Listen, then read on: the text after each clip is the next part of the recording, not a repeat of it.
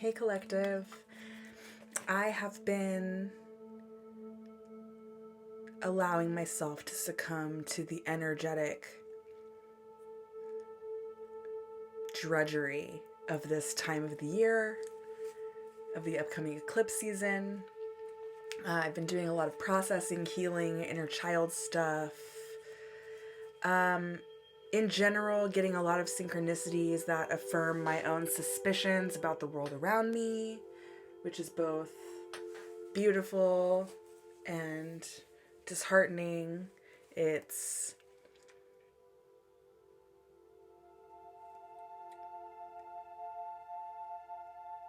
looking into the truth is sometimes looking into a blinding light.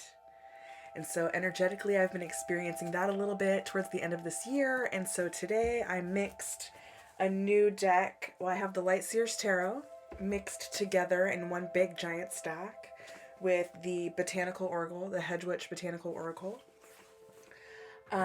and which is beautiful. And so I just wanted to have them all like perfectly mixed here. I'm going to shuffle a little bit and just see what comes out for us as a collective energy. I feel us winding down this year heavily. Ooh. Let's see.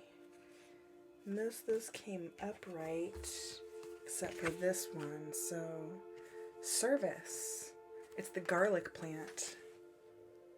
Service. I find myself pulling away from commitment roles in service towards the end of this year to honor my energetic levels, as well as to give myself the space to interrogate the place that my obligations come from. Is it because I desire to obligate myself to things? Is it because I feel I have no choice? Is it because I have some sense that that's doing the right thing? And the fact that I can't answer those questions for myself leads me to believe that I need some space and time to think through it, to process the why of that. So that's really interesting that service came up. Let's see what else does. We also have patience, the trout lily, and the hawthorn, sacred. Service, patience, sacred.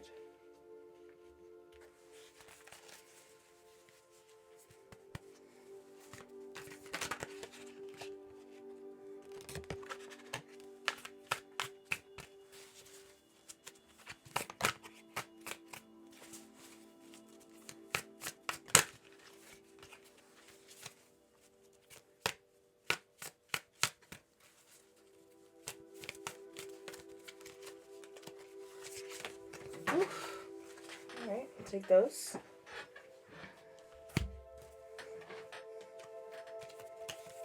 Subdue, which reminds me of that stepping back energy. Wow.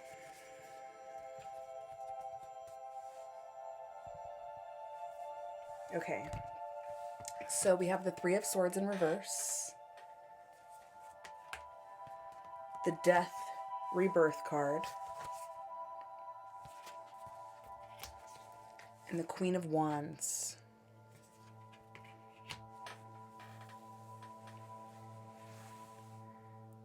This energy, look how heartbreaking.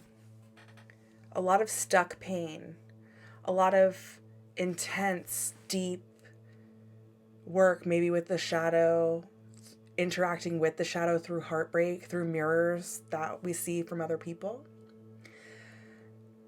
As we turn this in reverse by going through the experience, right? Now we're mending it. As we turn it in reverse, when that obliterating, debilitating pain of heartache begins to wane, as it becomes subdued, which requires patience, because honestly, the only way through it is, or to it is through it, right? This is a sacred act of service to the universe, to be willing to endure the experience of suffering in order to become more awake to the truth of consciousness and the universe. The energy that lands in, through that death, rebirth, through the willingness, the commitment to engage in the internal work, right? We close out our commitments from the outsides to focus within. And it's not an act of selfishness, it's an act of self-fullness, which a great online personality that I'm interested in talked about that as, I'm not selfish, I'm self-full. I honor myself. I've been given this one life. If I give away all my resources, all my time, all my feelings to other people, then what's left for me? And how is that honoring what I've been given? And so I want to read the book meaning of this Queen of Wands in the upright. But if you look, as stepping away from this heartache, going through this dark night of the soul, this being patiently dealing with and not ignoring, not dissociating from, but facing this death rebirth energy, leads us to this upright Queen of Wands.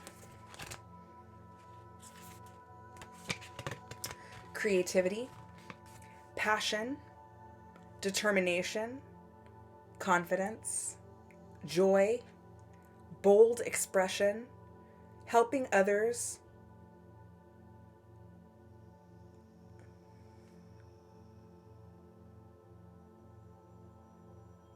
oh, it's a typo. Helping others as you build your kingdom, queendom, whatever, and power. You are capable and fierce. It's time to root into your purpose and boldly step into the limelight of your life. Your life. Not the collective's life. Not my church's life, or my friend's life, or my cousin's life, or, your best friend's life, or your coworker's life, or any of these other people's life. Our own life. For ourselves. Boldly step into the limelight of your life. The Queen of Wands radiates creativity and passion wherever she goes. And when she enters a room, her exuberant charisma and confidence are palpable. Don't be afraid to be the center of attention, and for God's sake, stop acting small in order to make those around you more comfortable.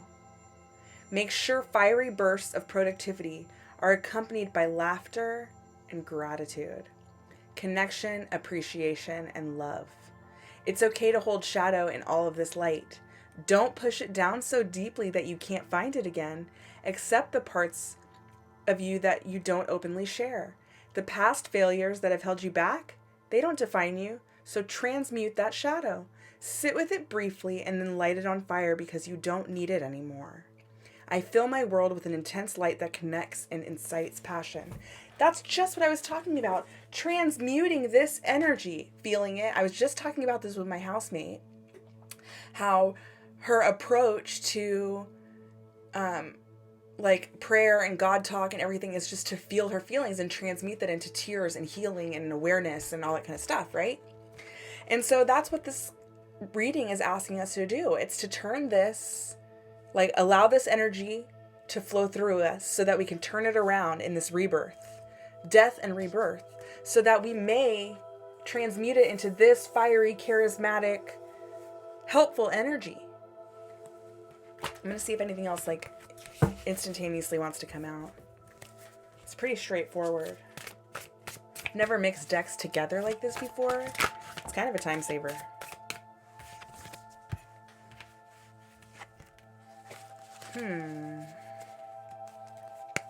Interesting. Okay. So the two cards that came out are the Ghost Pipe, Mystery, and the Daylily, Ephemeral. And at the bottom of the deck is the Knight of Wands. So it's like your death and rebirth looks like this, but just before the Knight just before that Queen is the Knight who's leaning into enjoyment. This one has the power This one is leaning into the creation of that power, right? Okay. Ooh, beneath that is ritual. Okay, so look, leaning into our ritual, especially in the eclipse with the new year on December 21st, there's this huge conjunction that's like super powerful for everybody. Okay, these are some dates for you. By leaning into the ritual, by transmuting this painful energy, look, it looks like the same person, kind of, doesn't it? Okay, I've chosen to go through my death and rebirth process. I'm not through it yet, but I'm in it.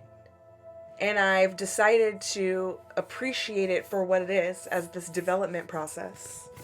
And that fire that's stoked by making those moves becomes like doing the ritual, playing this drum is like making this fire. Then it's in the palm of this person's hand, right? They're moving forward. And so between ritual and mystery and ephemeral, these cards here, I'm definitely seeing leaning into our spiritual life. And the same person my housemate that I was mentioning before, we were having this conversation just earlier today about what our prayer lives look like and going to God about like our energetic challenges. And so right now I'm facing some challenging energy, and lots of realizations and lots of affirmations of my suspicions or of my psychic abilities or whatever as time goes on. And what I see happening is me personally being guided to seek out that connection with Source even harder, right? Because as I have these conversations about Source, now the cards are kind of revealing things. They're like, if you would just dig deeper, you'd have even more answers. And so I want to encourage you and me to lean into God energy. Lean into a reliance on that higher power to help deliver us from these circumstances through a death and rebirth of the patterns and choices that led us to this set of emotions in the first place. And use those, not losses, but lessons, as Olivia Love would say, to like transmute that into these powerful, abundant, creationary, moving energies that will help usher us to our greatest good, to the greatest good of the universe, which is all we can do. I hope this resonates for you. If it does, please give me a like, share, subscribe. Don't forget to hit that post notification bell so that you'll know whenever I post new things. And also don't forget to check out Creators Coven on Patreon. It's a collaboration between the YouTube creator Witch and Wonder and myself as we explore our own spiritual practices by giving those things away so we can keep it. Be blessed.